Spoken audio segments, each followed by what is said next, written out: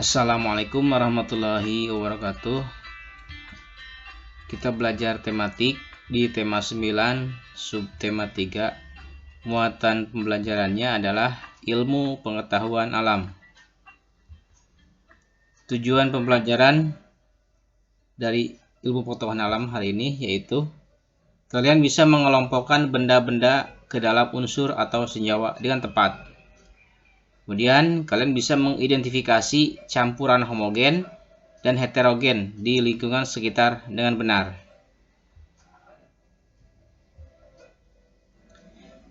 Mengelompokkan benda-benda ke dalam unsur atau senyawa. Secara umum, benda-benda di lingkungan sekitar kita, materi, dapat dibedakan menjadi dua, yaitu zat tunggal dan campuran. Zat tunggal. Zat tunggal adalah zat yang terdiri dari sejenis materi. Zat tunggal dapat juga disebut zat murni. Salah satu contoh zat tunggal adalah air. Zat tunggal dapat berupa unsur dan senyawa. Unsur. Unsur adalah zat tunggal yang tidak dapat diuraikan menjadi zat lain yang lebih sederhana. Contohnya besi, emas, aluminium, karbon, nitrogen, tembaga, perak, seng, dan oksigen. Senyawa. Senyawa terbentuk oleh perikatan kimia dari dua atau lebih jenis unsur. Sebagai contoh adalah air. Air terbentuk dari oksigen dan hidrogen. Contoh senyawa yang sering kita temui dalam kehidupan sehari-hari misalnya garam, gula pasir, asam cuka, soda kue, dan vitamin C.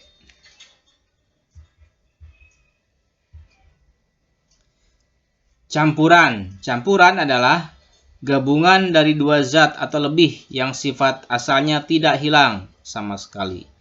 Campuran dapat dibentuk dari gabungan unsur dengan unsur, senyawa dengan unsur, atau senyawa dengan senyawa. Beberapa contoh campuran antara lain air laut, air sungai yang kotor, air kopi, air teh, larutan garam, larutan gula, sirup, baja, kuningan, udara, dan tanah. Berikut adalah tabel penggolongan unsur dan senyawa.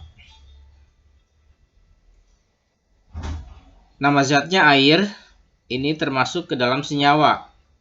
Kemudian nama zatnya tembaga, termasuk ke dalam unsur.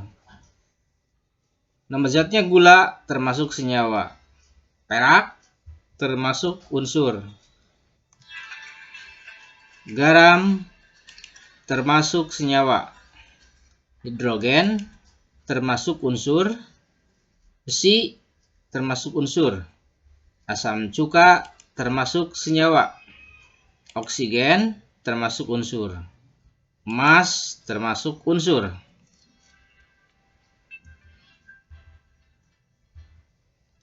Coba amati segelas air gula. Gula tercampur sempurna dengan air, sehingga campuran antara gula dengan air tampak jernih. Berarti dalam hal ini gula tercampur rata dengan air. Termasuk campuran apakah peristiwa ini? Coba berikan penjelasannya. Ya, jawabannya benar. Gula tercampur rata dengan air. Campuran antara gula dengan air termasuk campuran homogen. Campuran homogen juga disebut dengan larutan. Jadi dalam larutan gula tersebut terdapat dua penyusun larutan, yaitu air sebagai pelarut dan gula sebagai zat terlarut. Kemudian coba amati segelas air yang di dalamnya terdapat pasir. Dapat larut. Apakah pasir dapat larut dengan sempurna sehingga larutan terlihat jernih? Tentu tidak. Termasuk campuran apakah peristiwa ini? Ya, campuran antara pasir dengan air termasuk campuran heterogen.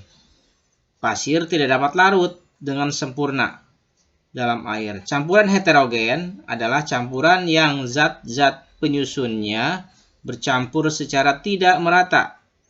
Dan campuran ini tiap-tiap bagian tidak sama susunannya.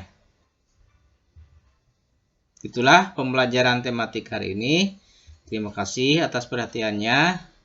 Billahi taufiq wal hidayah. Wassalamualaikum warahmatullahi wabarakatuh.